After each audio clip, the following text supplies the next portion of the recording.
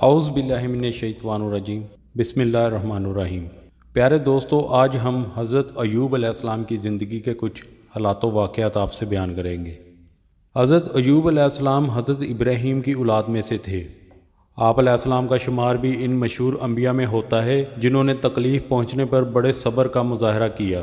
پیارے دوستو، اللہ رب العزت نے حضرت ایوب علیہ السلام کو خوب مال، دولت، شان اور شوکت، اولاد سے نواز کر آزمایا۔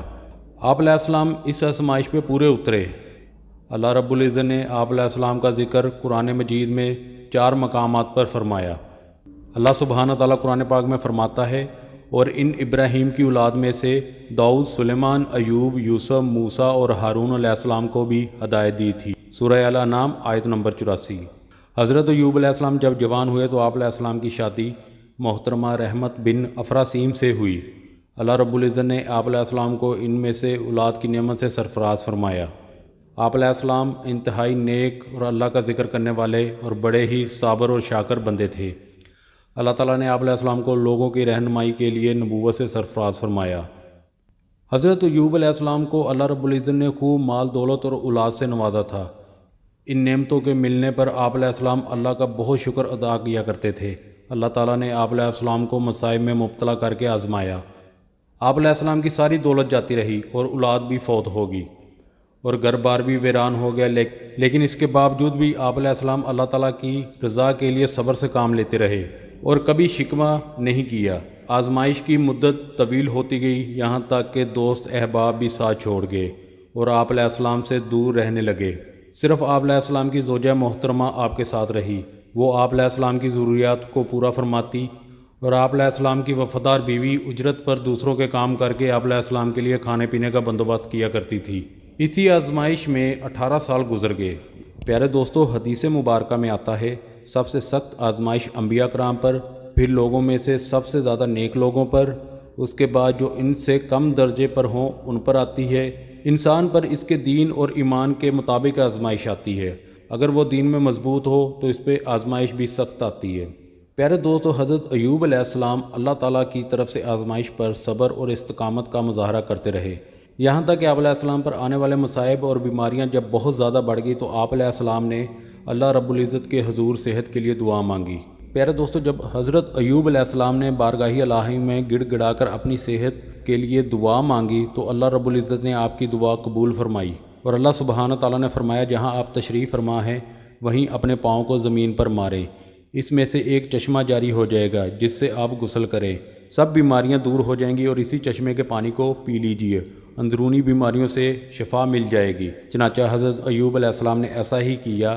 اللہ رب العزت نے آپ کو صحت کاملہ عطا فرمائی، جس کے بارے میں اللہ سبحانہ تعالیٰ نے قرآن پاک میں یوں ارشاد فرمایا ہے، ہم نے انہیں کہا اپنا پاؤں زمین پر مارو، یہ ٹھنڈا پانی نہانے اور پینے کے لیے ہے۔ سورہ صاد آیت نمبر 42۔ پیارے دوستو، حدیث مبارکہ میں آتا ہے، حضرت ایوب علیہ السلام صحت ملنے کے بعد ایک مرتبہ غسل فرما رہے تھے، اتنے میں سونے کی ٹڈیوں کا ایک جھنڈ آپ علیہ السلام پر آ گرا۔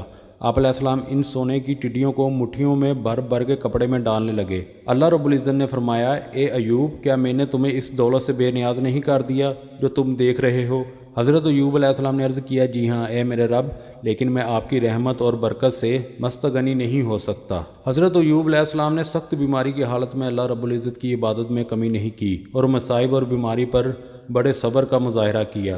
اللہ رب العزت نے آپ علیہ السلام کے صبر کرنے کی خوب تعریف فرمائی اور آپ علیہ السلام کے تمام مصائب دور فرما دیے۔ اس کے ساتھ ساتھ آپ علیہ السلام کو خاندان، مال اور دولت سے بھی نوازا، اور حضرت ایوب علیہ السلام کا واقعہ بعد میں آنے والوں کے لیے نصیحت بنا دیا۔ اللہ سبحانہ تعالیٰ قرآن پاک میں فرماتا ہے، بے شک ہم نے ایوب کو صبر کرنے والا پایا، وہ بہت ہی نیک بندے اور اپنے رب کی طرف خوب رجوع کرنے والے تھے۔ سورہ صاد آیت نمبر 44۔ پیارے دوستو، حضرت ایوب علیہ السلام کی بیوی آپ کی بیماری کی حالت میں آپ کے ساتھ رہی اور وہ آپ کی خدمت کرتی رہی۔ آپ علیہ السلام کی بیوی آپ کی صحت کی شدید خواہش مند تھی اور ہر وقت بیماری سے شفا کی تلاش میں رہتی۔ ایک دن شیطان نے ان کی کمزوری کا فائدہ اٹھا کر انہیں شفا کا ایک شرکیہ عمل بتایا۔ انہوں نے آ کر آپ علیہ السلام کو وہ عمل بتایا جس پر آپ علیہ السلام غصہ ہو کر کہا کہ وہ شیطان تھا اور تم شیطان کی باتوں میں کیوں آ گئی، اور ساتھ میں آپ نے قسم اٹھائی کہ مجھے اگر اللہ تعالیٰ نے شفا دی تو میں تجھے 100 کوڑے ماروں گا۔ چنانچہ جب آپ علیہ السلام تندرست ہوئے تو قسم پوری کرنا چاہی۔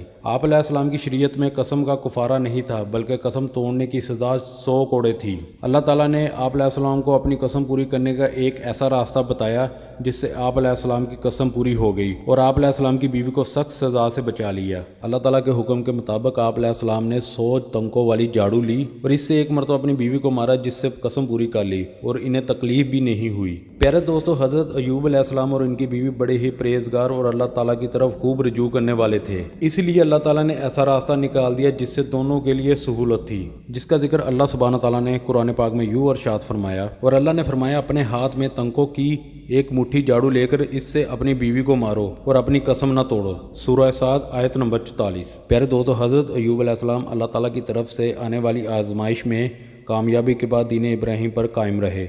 آپ علیہ السلام 93 سال کی عمر میں دنیا فانی سے رخصت ہو گئے۔